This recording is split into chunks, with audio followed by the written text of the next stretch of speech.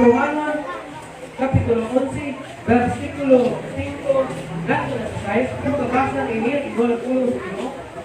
Tungod sa pagtuo si Enoch, gilalin, ganito sa langit. Naroon siya, dili makakitang sa kamatayon. Siya wala makiti, kaya ikuwang man siya sa Diyos.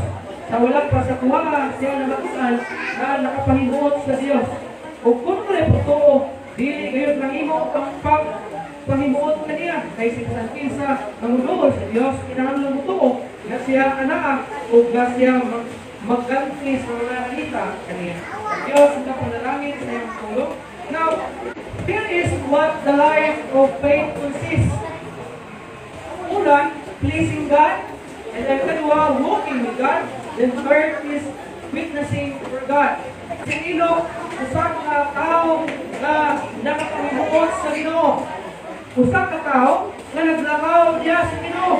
O usa ka tao na nagsaksi para sa Ginoo. Na si Enoch, isa siya sa duha ka tao na wala makasinati ang kamatayon. Sa Biblia, sa tunay duha ka tao na wala makasinati ang kamatayon. Kung isa ini, mao si Enoch. Ang isa, mao si Propeta Elijah, Elias.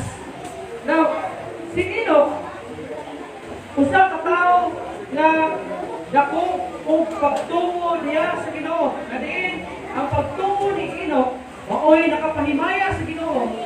O mao'y hinungdan na naglakaw siya niya sa Ginoo o nagwali bahin sa pulong sa Ginoo. By faith, Enoch please God. Pinaagi sa pagtungo si Enoch nakapahimaya sa Ginoo. Nahimuo ang Ginoo kay Enoch. Ingon pa kanina, by faith, Enoch was translated that he should not see death. Pinaagi sa pagtungo, i-translate kini kasi Enoch dili makasinating og kamatayon. Nindot na. Nindot ang kinabuhi ni Enoch, wagi makasinating og kamatayon. And was not found because God has translated him. Now, before his translation, he had this testimony. Kung kini nga testimony, before siya namikaya, nandito sa langit. Before siya namisaka, nandito sa langit. Ang iyang kinabuhi, nakapahimaya sa Ginoo. Ang iyang kinabuhi, nakapasidungog sa Ginoo. Ano yung reason, anong kinahanglan na kinabuhi kita, na makapahimuot sa Ginoo, aron makasaka sa langit. Dili makasaka, magparihag, pamaagi ni Enoch, mandili kung mahot man ang pagkamanhaw, at gawin niya ang pagkamanhaw, bitaw na banunaw, kung bitaw. Ano kaha na wala man nakasinati o kamatayon si Enoch? Ang pila ka mga reason, anong ikuwas sa Ginoo, is tungod kay ang hibukot ang Ginoo sa iyang tungod kay naglakaw siya diha sa Ginoo. O tungod kay wali siya ang pulong sa Ginoo. Kining tanan tungod sa iyang pagtuo diha sa Ginoo. Na mga hikalan kay suunan ko, huwag kong may balunod. Now without faith, it is impossible to please God. Without faith, it is impossible to please God. Kung walay pagtuo, imposible gayon na mapahimot-an nimo ang Ginoo. Wala kay pagtuo. Bisang pag-unsa nimo kamuutan na tao, kung wala kay pagtuo sa Ginoo, dili manipay Ginoo. Bisang unsa nimo ka-relihiyoso na tao, kung wala kay pagtuo sa Ginoo, dili manipaya. Bisang unsa ka pa ka parasimba na tao, kung wala kay pagtuo sa Ginoo, dili manipaya. Ang pagtuo nimo, pwede mo na simba, wala kay pagtuo. Pwede ka na mahimong matarong. Inaagi sa imong pagalimong kalimkamoy, wala kay pagtuo. Pero ang puno sa Ginoo, it is impossible to please God without faith. Imposible, mahatag nimo, mapasidungan nimo ang Ginoo kung wala kay pagtuo sa Ginoo. Bisa kung saan pa nimo pagpugi ang kaisukana, aron lang malipay, aron lang mahimo kang matarong, o mahimuot ang Ginoo sa imong pagtuo, bisa wala kay pagtuo sa Ginoo. Di malipay. Ang mga itias, yung mga tao wala pagtuo sa Ginoo. Nagkinabuhi kinabuhi, desire sila, magkinabuhi ng mataro. Para sila magalingon. Dili na po malipay, may mga ATS na sila. Pastor, nga mahimong palasimba ang tao, mabalay kayo sa inyo, pwede. Pwede kayo.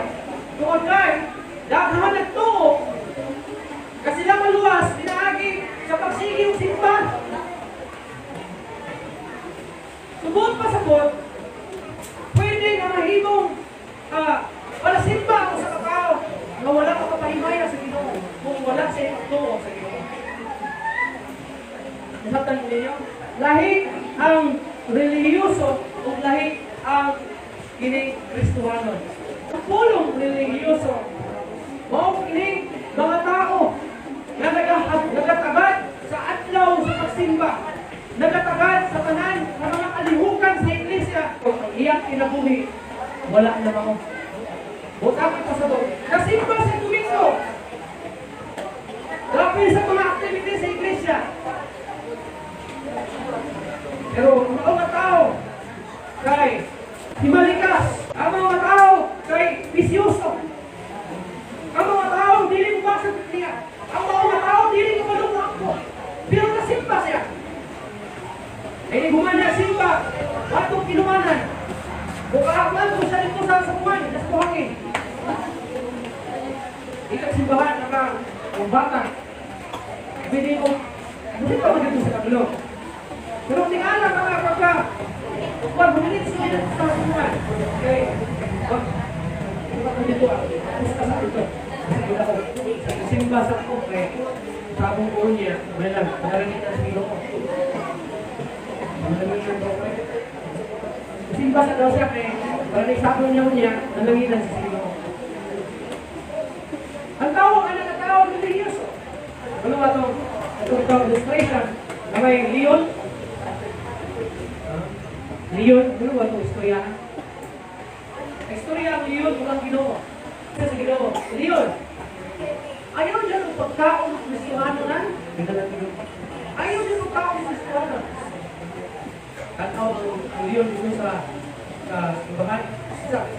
Kanang mga tao na simbahan, ayaw dyan ang kinartik. May mga Kristiyaano na. Leon ang leon na. Sige, Ginoo. Nakatahapang na siya. Nakatahapang siya. Kristiyaano na may panaasip ko. Okay. Ang may tao, ipanguli naman. Bawas na. Kasi kunya kasi ang leon. Ayaw kunya sa so may panguli na, naman sa katawa, nagdalag, hindi ka. Ginoo, kung na ako'y makita ang tao, na dili Kristuhanon, ako kaulon. Isa basta ayaw na nila Kristuhanon. Hindi mga naasip baka ayaw nila natin. So, nandito ang Diyon, may tao ng katawa. Kristuhanon, ay, Kristuhanon siguro sa iyang una-una. Hindi kawasin pa nga, isundan sa Diyon. Sa kating bato ng bahanan.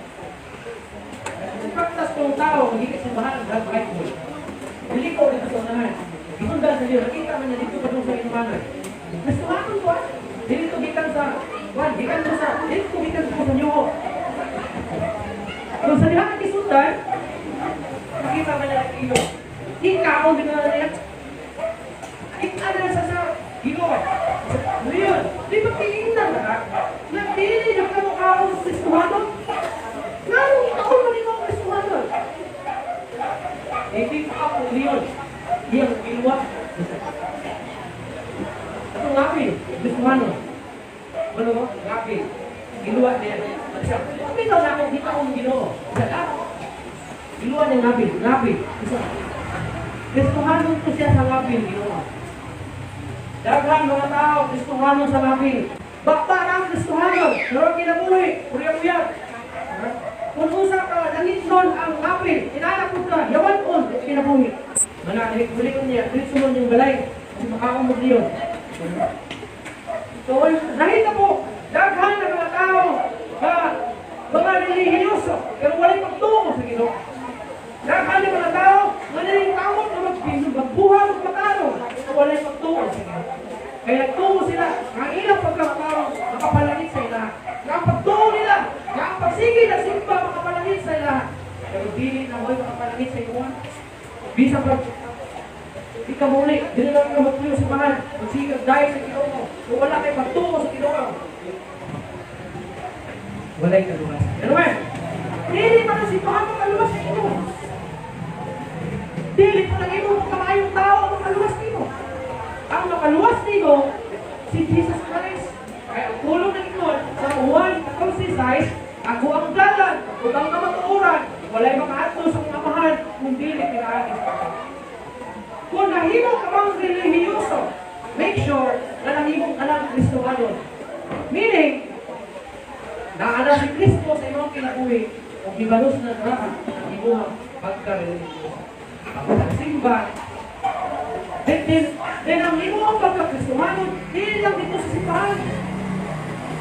Dahil adlaw, domingo, pagpadulong na ang simbahan, murag gabas sa sungay o gipilok. Ha? Ya, kung muli sa balay, kung dito mo, bakit ko yun? Dili na. Kung dili, at tuloy mo simbahan, Kristohanin ka. Tuloy mo sa balay, Kristohanin ka. Tuyong mo sa balay, Kristohanin ka. Pag-atol mo sa kabawan, Kristohanin ka. Pag-ulit mo sa gikas kabawan, pag-ulit mo balay, Kristohanin ka. Pag-tanaw mo TV, Kristohanin ka. Pag-kaon mo, Kristohanin ka. Pag-tulog mo, Kristohanin ka. Unay, Kristohanin. Ang relihiyoso, musimba o tumingo, bunta, usapong hapon, o kakainom hapon. Pagkakon sa balay, yawa nito. Isa lang, pasigil lang yawa. Ang ino, pasigil lang yawa. Ang bana, pasigil lang yawa. Ang asawa, pasigil lang yawa. Ang anak, matawag ng yawa. Relihiyoso sa natao. Pero hindi sa Kristo. Muertos katawan. May puyong siyawa dito ah. Kumain sa mga barkada, may puyong siyawa dito ah. Pag-abot sa balay, kita na lang siyawa dito ah. Wala kamay ligas. Masawa, matawag ng yawa. Mana, matawag ng yawa. Ang mga anak matawag ng yawa. Pati rin, damay. Maraming ko siguro ang yawa kung makas kumbo. Sige, yawa siguro yawa patay. Ano lang ako? Ako pala. Tao nila, sabi nila yung yawa, sige na rin sa kanan. Ako na, pagtawag ka ng tawada, nilihiyos. Pag-ibili sa Diyos mo. Sa kulang ikanyon, hindi na, ang Diyos ko, hindi na sa sulutin pa nga. Sa balay, sa bawat, sa bilangan, sa balay, magkaon, tulog, kuhan ng tawada. O dapat ipakita kaya, yawa sa Diyos mo. Balikan na to, without faith, it is impossible to please God. Absolutely nothing can please God apart from faith. Walang lain mga pahimaya sa Ginoo, gawas lamang sa pagtuo. In John 3:17 to 18, God sent not His Son into the world to condemn the world, but the world through Him might be saved. He that believeth on Him is not condemned, but he that believeth not is condemned already, because he had not believed in the name of the only begotten Son of God. So kung wala tayo pagtuo sa Ginoo, it is impossible to please God. Kung nagkinahanglan totoo ka sa Ginoo, ang pulong sa Ginoo ng Ingon sa Juan 1:12, sa tanan na mituo, midawat sila gihatagan ng katuhon na mahimong mga anak sa Dios. Kinsa ang mahimong anak sa Dios, katong totoo, mudawat sa iya. Dili itong nagbinatarong, mawala nagtuo sa Ginoo. Dili itong mga nagasimba, mawala nagtuo sa Ginoo. Kung nahimo ka mang matarong sa Ginoo, nahimo ka mang matarong na tao. Kung nahimo ka mang palasimba na tao, make sure na Diyos nun ka. Make sure na gitawag sa Ginoo sa Kristo. May pagtuo ka na kung Kristo niya sa iyong kinabuhi. May mga parisiyo o mga eskriba na nagkataw diyan sa dalan na nasagatan ni Jesus Christ. O Kristo niya sila, o mayroon siya, kamu, mga relihiyoso ko. Isimba ko ninyo sa inyong mga kapit, pero inyong kasi alayo na. Anong relihiyoso ang bawat niya sa mga eskriba o mga parisiyo? Ano wala ka sa mingon? Kamu mga Diyos nun. Pero kung tawag niya, kamu mga relihiyoso. Kaya ang mga parisiyo, sila ang mga kakulo. Ang mga eskriba, o kining mga tigbasa, tigtipik sa mga utang nila sa templo. Mga leaders, mga pangulo. Pero kung siya nakita ni Jesus Christ, sa diyan na sugatan niya, kamo, mga religious, Kaya matag adlaw ay kapahulay, tuwa sila sa templo. Kaya nahakag sila pagtagad sa adlaw ay kapahulay. Pero sa diba, nakita sila ng Jesus, istoryahan sila ng Jesus kung tingnan Diyos sila. Kamu, mga religious o kamu. Isimba ko ninyo, pinahagi sa inyong mga lamin, pero inyong kasing-kasing, malayo sa kuwan. Mauna, kung ang tao nagtagad lang sa pagsimba, pero yan kinabuhi, pag wala sa simbahan, hindi maayo, anang tawhana, religious. Can you imagine? Anong bulimit dito? Daghan tayo pakita anak kung nang tawag na sakripisyo. Pero dili na may kinahanglan sa Ginoo. Ha? Di sa pagkapila ka magkalansan sa cross. Kung iyong kasing-kasing, walay sugat, walay Ginoo, walay Kristo. Walay bilita na. Sakit-sakit na kasi nung lawas. Ha? Sakit-sakit na kasi nung lawas. Ang itinahanglan din mo si Jesus Christ. Dili ang pili yun. Dawa lang ikaingon nila ang tuling ko. Dili makaluwas sa imo. Bisa ng Ginoo. Dili, may kaplagan ang kaluwasan ni Bisang Isa. Kaya ang pulo sa Ginoo, walay lain, ngalan. Ilalong sa yuta. Ilalong sa langit, hindi sa yuta. Makipadala. Tapos pagluwas sa tao, walay lain, ngalan. Kung dili si Jesus Christ na. In John 8:24, Jesus warned the Pharisees, "Ye shall die in your sins." Sa inyo niya, Juan also 24, at kasahon. Pusa, ingnan ko kamo. Nga mga matay kamo diha sa inyong mga sala. Kay mga matay, mga gayon kamo diha sa inyong mga sala. Gawas kung matuo kamo, ako maos siya. Kinsa ilang isultihan ni mga Pariseo. Kinsa mga nagsulti ni si Kristo. Ingon ni Jesus Christ nato sa mga Pariseo, mga matay kamo tungod sa inyong mga sala. Apan kung kamo, mutuo kanako. Ang pagtuo lang, hindi mga tawhana ang makakalwas kanila gikan sa kamatayon. In Revelation 21:8, sa ingon, ipadayag, 21, also nag-ingon sa Andrea, apan alang sa mga talawan, sa mga walay pagtuo, sa mga dulumtangan, sa mga mamumuno, o sa mga makihilawason, sa mga salamangkiro, o sa mga nagsimba o Diyos, o sa tanang mga bakakon at ilang bahin, ana sa linaw at kalayo, o sa linaw na nagbilaab, na kalayo, o gasupre, na maho ikaduhang pangatayo. Panawa, isa sa dingon nito, kanto walay mga nagtuo. Apil sila. Apil ko mga kalawan, apil ko mga naghimong mga tulungtangan mga utang, apil ko mga mamumuno, mga nakapatay, mga makihinawason, mga salamangkiro, mga nagatuon, mga matsik-matsik, kanto mga nagasimba, mga Diyos-Diyos, anong mga bakakon. Kalibin di siya sa mga tao ang walay pagtungo sa Ginoo, ingon siya. Ingon niya ang tanan na walay mga pagtungo. Tambok sa linaw, kalayo, magulay. Awa. So, imposible sa tao kapag sa Ginoo kung wala siyang pagtungo. Not even your good works can please God. Enoch please God by believing two things about God. Gawang butang, kanyang iguan about sa God, sa Ginoo. He believed that God exists. Kanto si Enoch na adunay Diyos. Sa imuhang barugan, kung ikaw adunay pagto sa Ginoo, dapat muto ka na adunay Diyos. Sama kay Enoch na mito na adunay Diyos. God exists. For he that coming to God must believe. Kailan ang muduol sa Ginoo siya muto. Adunay Diyos.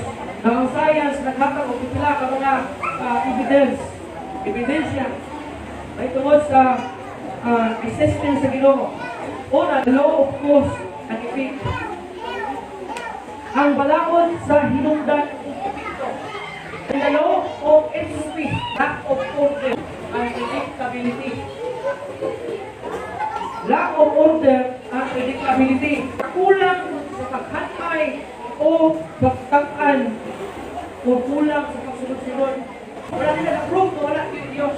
Science na na-prove the existence of God. Although ilang evidence, nagpakita ang adunay Diyos, pero wala nila na-prove na ang Ginoo nag-exist. Because it is a matter of faith. Ang pag-existence sa Ginoo, pag-exist sa Ginoo, is a matter of faith. Kung wala kayong pagtungo, wala yung existence sa Ginoo. Wala yung pagtungo sa mga ideas. Wala yung existence sa Ginoo. Kung kay, ang tao na makahibalo ka lang, adunay Diyos. Kung ikaw adunay pagtungo. Hindi mo pa rin makita ang Ginoo. Wala lang ako nila, kita ako ang Ginoo. Pero ano dito ako ano? Adunay Diyos. Ha? Kung sa'yo pagtungo. It is a matter of faith, lalong adunay Ginoo. Lalong ang Ginoo nag-exist.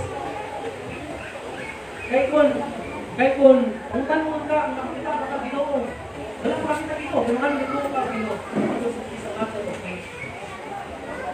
Ang pagtungo mo maginungdan, kung ako'y nakapahimong sa pag-exist sa Ginoo. Kaya kung wala kayong faith sa Ginoo, daw, wala pagka-exist ang Ginoo sama sa mga ideas. Kung wala nag-exist sa Ginoo, kaya wala kang sila pagtungo sa Ginoo. Kaya wala kang sila Ginoo.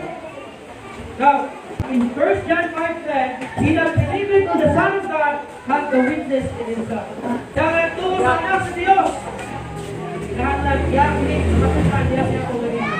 Ikaw mismo, kung proof na ang Ginoo nag-exist, sinabi sa ibang faith. Kung wala kayong faith, God doesn't exist. He believed that God rewards those who earnestly seek Him. Ang Diyos, kung katong nagatungo sa Ginoo, ang Diyos maghatag kailang reward yatong kinasing-kasing, itinun-anon na nangita kanya. And that He is a rewarder of them that diligently seek Him. Kaya Psalms 58:11 nag-ingon, verily, there is a reward for the righteous. God Himself is the reward of them that seek Him. Kung ikaw nangita sa Ginoo, God Himself, kagaling mo sa Ginoo, may reward na sa Ginoo. Ay, Ginoo ka Ginoo. Kung wala kayo pagtuo sa Ginoo, nag-iwan, God never exists. Yes, not in faith. And it's a matter of faith, man. Ano ang Ginoo exists? Ano wala ka dito, at mga tao, wala ka niyang buwan, at mga tao, wala ko, wala yung Diyos. Eh sila, wala sila nagtuo. Pero ikaw kayo, nagtuo lang ka. Wala nag-exist ang Ginoo, Ginoo kinabuhi. Tapos, yung God Himself is the reward of them that seek Him. In Genesis 15:1, it goes, fear not, Abram, I am thy shield and thy exceeding great reward. Nagpakita ang Ginoo kay Abraham, natlog si Abraham, tumahin ang Ginoo, ano kahit do? Kaya sabihin mo niya, I am thy shield, ako ang imong panalitin, ako ang imong reward.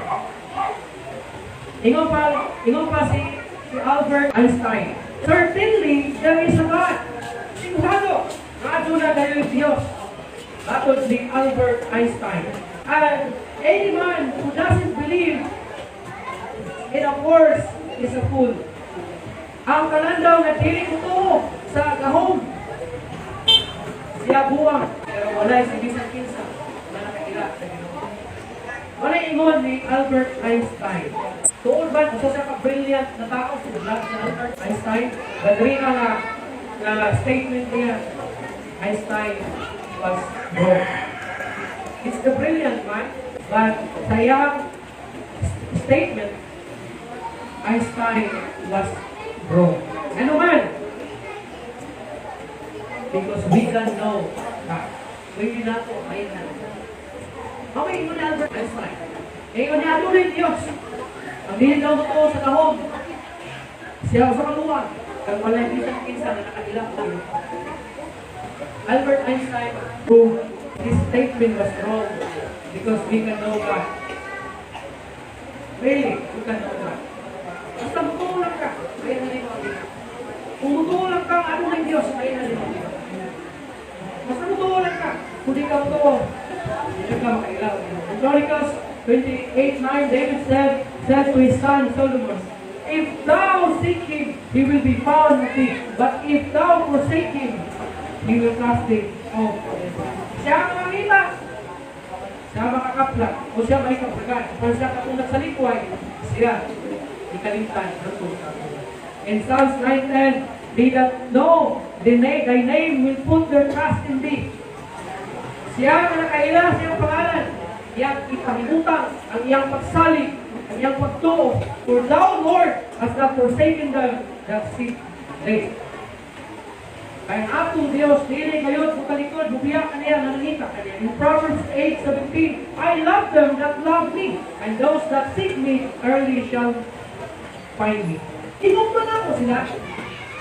Manahigugma na ako. O katong nangita ka na ako sa pinasintasin kayo ng kaplag ka na. And Jeremiah 29:13, nag-ingon, and ye shall seek me and find me, which ye shall search for me with all your heart. Kung ikaw mangita ka na ako, makakaplag ka na ako.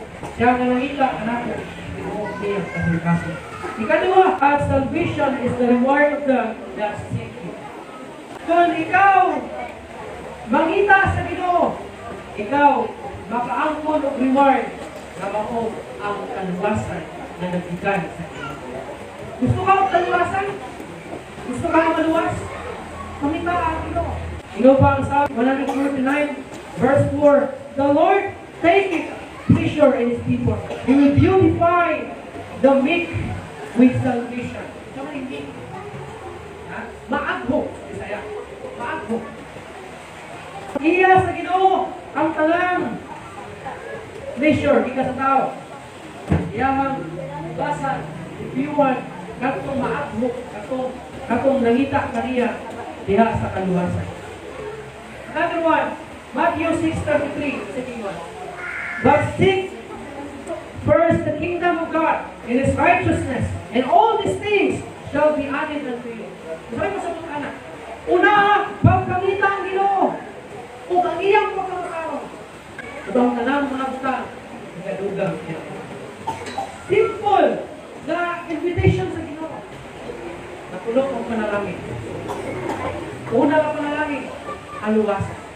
Kung ikaw mangita sa Ginoo sa iyong kinabuhi, ikaw panalanginan sa Ginoo.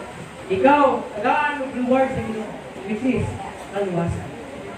Dili ultimo ihatag sa Ginoo sa imo. Kaya kabalik taran sa kaluwasan is impyerno. Manang pangitaan ang Ginoo aron ikaw makakapag sa kaluwasan. You know what?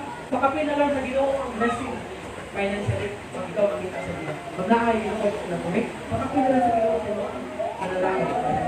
Material. You know what? Tingnan ang pulo sa Ginoo.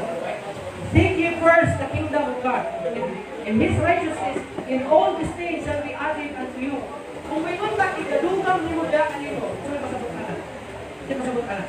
Shall be added unto you. Ang word sa Ginoo nga gigamit, shall be added unto you. Kung pasabot, di lang mo kinahanglan magpupulong panalangin. Kung naa kay Kristo, Ginoo sa imong kinabuhi, God will bless you. Financially, materially, and all these things, and all Jesus Christ, and all these things shall be added unto you. Everything. Tanan. Ay lang sa pangandoy nga madamog ka. Pero enough pa sa imo. Enough na ang blessing sa Ginoo. Kumingan na Ginoo all these things. Tanan, tuuhi ang sakat sa Ginoo. Naputunahon nito ang Ginoo sa imong kinabuhi. All these things shall be added unto you. Ikadugang niya diya kanino. Ano mga higarang ko exponent? Gusto ka o blessing? Ito yung bangsa ganito. Pag-unay blessing. Lahat ba? Lahat ko pagitan. Nagigaritan sa ito. Dagan na ito gusto ko blessing. Tama? Gusto mo dyan gusto panalangin tayo. Gusto dyan gusto. Wala. Huwag pasabot gusto ko panalangin. Kung gusto ka panalangin, lumaha ang Ginoo. God Himself is already a reward sa diha ka ikaw makita. And then ikaduha, kung ikaw makita sa Ginoo, ihatag niya sa imo. Kung dili basta-basta ang kaluwasan, kaya ang kabaliktaran ani impyerno. Buhat kayo. Kung ngayon hindi mo piningatagaan, kung hindi mo tuloy. Siguraduha na doon na kay kaluwasan. Sinabi ko sa Kristo sa mga gagawin. Gusto na ako, dili ang niyo makahatag na nimo kaluwasan. Dili si Pastor Rone, makahatag na nimo kaluwasan. Dili ang imo maayong sinuwatan, dili makahatag na nimo kaluwasan. Ang makahatag na nimo kaluwasan. John 14:6, I am the way, the truth, and the life. Nobody comes to Father Si Jesus na